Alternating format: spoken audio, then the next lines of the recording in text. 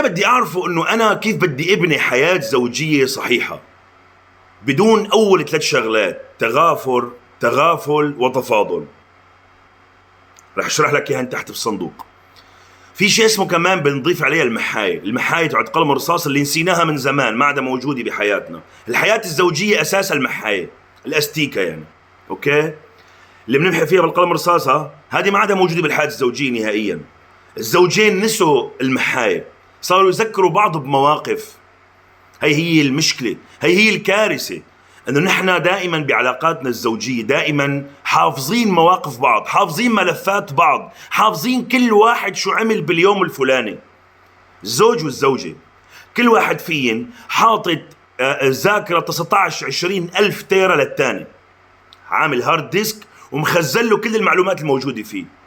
ما عاد في شيء اسمه انه انا عندي محاية اني انا امسح موضوع معين، كارثة معينة، قضية معينة، خطأ معين من قبل الزوجة أو من قبل الزوج. ما عاد موجودة. كيف بدك تأسس حياة زوجية صحيحة وما يكون الرجل هو رقم 1 عندك بالبيت؟ كيف بدك تأسسي حياة زوجية صحيحة وما يكون الشخص اللي انت أخذتيه بطباعه، بصفاته، بكل شيء فيه؟ انتوا لما بتتزوجوا بالعادة ما بتتعرفوا على بعض، ما في مرحلة خطبة، ما في مرحلة انه تتعرفوا فيها على بعض. ما كل واحد فيكم بيشرح للتاني شو همومه، شو مشاكله، شو بيحب، شو بيكره، شو إلى آخره. كل هي ما عرفناها. بس يعني لازم نحن بعد السنة الأولى والسنة الثانية و3 سنين و4 سنين زواج لازم تبدأ المشاكل. هي المشاكل ما بيجيبها غير عدة قضايا اللي حكيتها فيهم بالبداية الفيديو. وشغلة تانية إنه نحن نسينا المحاية، نسينا نمحي أخطائنا. نسيت أنت يا زوجة، أنت نسيت إنك تمسحي خطأ زوجك. انه انت باليوم الفلاني قلت لي 1 2 3، باليوم الفلاني امك عملت 1 2 3، باليوم الفلاني انا عملت لك كذا. لا غير في نسوان بتعاتبك وبتقول لك انا نظفتك ورتبتك وعملتك وشلتك وحطيتك. يعني سؤال، هل تبنى العلاقات الزوجية بهالطريقة هي؟ ما عم بعرف انا يعني. ما عم بفهم يعني. هلا بيجي شخص بيقول لي يا اخي في بنت فلان، في بنت فلان، في بنت فلان. طيب هي الانسانة اللي عاشت ببيت اهلها، هل من المعقول أهلك أو الناس اللي موجودين قريبين عليك ما علموك شو هي أسس الحياة الزوجية؟ عن جد نحن ناقصنا كتاب جد يعني، يا ينعمل PDF، يا فيديو، يا شيء ينحط بكل بيت إن كان زوج ولا زوجة. معلموك أهلك إنه هي الإنسانة ما هي للشغل، للعمل، للقهر، للكذا. ما علموك نهائيا أيها الزوج. ما علموك انك لازم تحفظها، لازم تصونها، لازم ما تخونها، لازم كل ما في حفاظ عليه لازم تحافظ فيه عليه. ما علموك نهائيا. نهائيا. نحن صرنا نتذكر مواقف بعض، صرنا نتذكر مواقف تصير معانا، اوكي، ونحكي فيها لبعض ونمنن فيها بعض ونقتل فيها بعض. والمصيبة الكبيرة انه يكون في اطفال. المصيبة الكبيرة انه يكون في اطفال. المصيبة الكبيرة انه كل واحد فيكم عنده ملف كامل للتاني، قابل بأي دقيقة يعرضه على المحكمة. أي محكمة الربانية، المحكمة تبعت الأهل، المحكمة كله محاكم، كله بيشتغل بالمحكمة. هي المشكلة. هي المشكلة إنه الأهل محكمة، أهلها محكمة، إخواتها محكمة، إخواتك محكمة، كليات المحكمة. كل واحد بده يشور ويقول على كيفه. بدكم تتدخلوا بإصلاح علاقة زوجية، تدخلوا بالخير، تدخلوا تجمعوا أسرة، تدخلوا لحتى تصلحوا بيناتهم. يكون في واحد فيكم كبير يجمع بين 2، مو بي الزوجة ضارب الطناش ونايم وجهنم ورا الأمة العربية كلها. مو هيك بتنبنى علاقة زوجية. مو هيك بتكون في حياة فيها أسرة كاملة مكونة من طفلة ولا طفلتين ولا أطفال. مو هيك. المشكلة إنه نحن بمفهومنا بالعلاقات الزوجية هي عبارة عن علاقة تلاقي ب4 حيطان، خلصنا، صبحنا الحياة الزوجية، طلعنا شهر عسل. هذا هو المفهوم اللي نحن حافظينه بصم. الزواج ليس عقد قران، الزواج هو استمرارية. أي إنسان في يتزوج على فكرة، بيروح لعند وحدة بيقول لها أنا بدي أتزوجك، بيتعرف عليها، بيحبوا بعض، خلص خلص الموضوع، راحوا عملوا عرس، خلص الموضوع. الزواج استمرارية. الزواج انك انت تقدر تستمر مع هالشخص او مع هالإنسانة هي بطباعها، بصفاتها، وانت نفس الشيء. ما تطلعي له الخمير والفطير انه هو كان انسان واحد واثنين وثلاثة. انت حبيتيه باخطائه، بعصبيته، بكل شيء فيه. هذه هي المشكلة اللي قلنا، انه احنا لما بدنا نأسس حياة ما عم نأسسها صح. المشكلة بيجي واحد بيقول لك انه انت من الاساس اخترت غلط. طب انا سؤال، كيف اخترت غلط؟ واعطيني فلاش ميموري، لحظة، اعطيني فلاش ميموري لحتى اعلم بالغيب شو بده يصير معي بالمستقبل. ما انا حبيتنا وحبيتني وخطبنا وتفاهمنا على كل شيء، فجأة صار في فتور بالعلاقة، سكوت انت. فجأة صار في فتور بالعلاقة، صار في مشاكل. ليش صارت المشاكل؟ لانه ما غضينا بصر ولا نظر ولا كلام عن بعض. حفظنا اخطاء بعض، صرنا نكرر الاخطاء، ما عاد في تراحم بيناتنا، ما عاد في.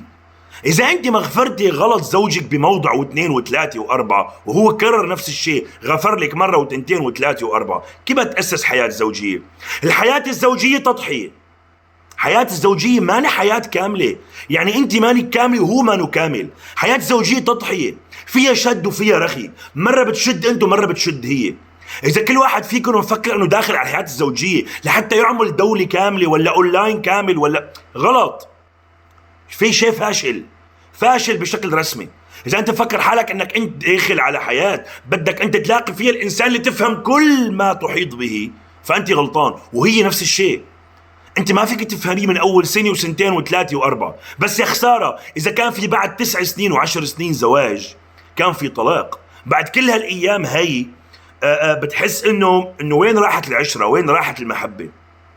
بيطلع لك الاهل من جانب انه شايف هذا هو اختيارك، انت اخترتي هيك، انت عملتي هيك. بيبلشوا يحرقوا بدمه بدل ما يقوموا باصلاح البيت و الى اخره. ما في اصلاح، لانه ما في حكيم بكل عيلة.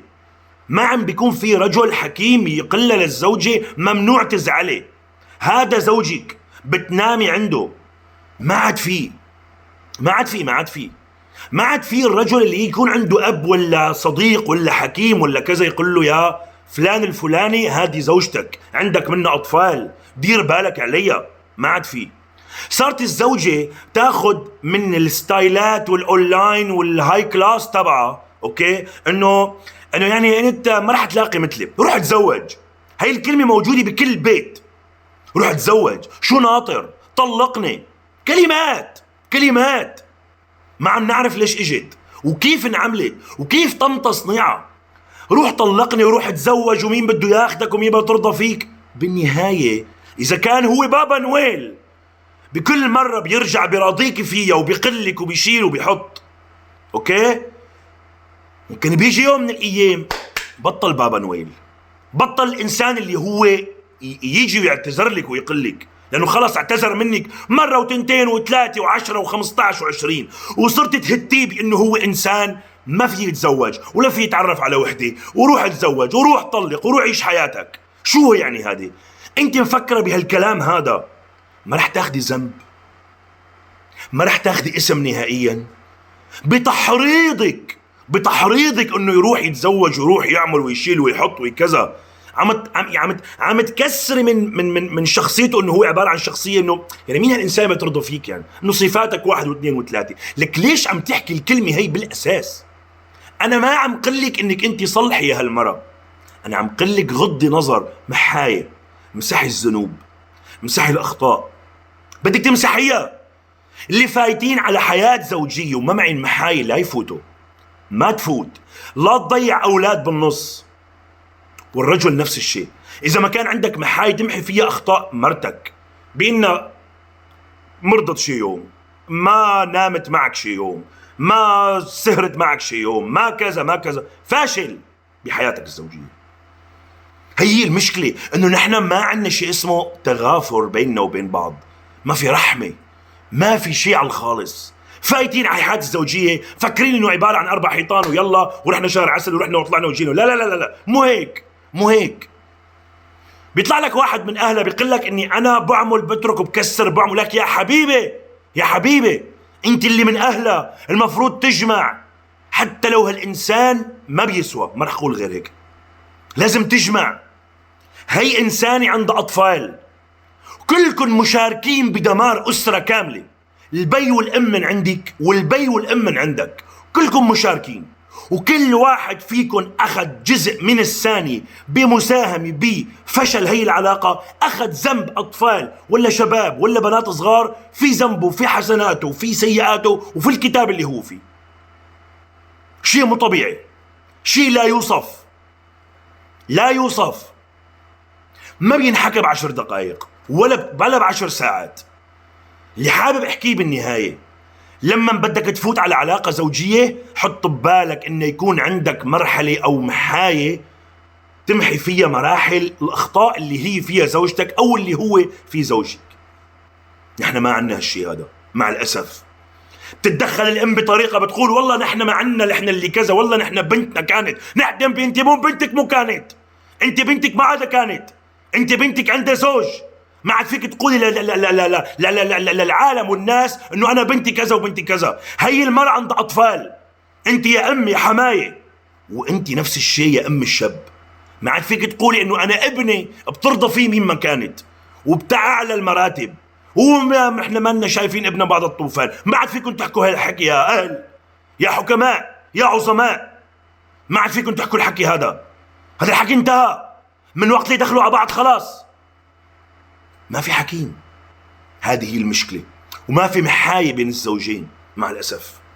أنا بعتذر جدا على الإطالة، بس موضوع لا يمكن وصفه، لا يمكن وصفه نهائيا.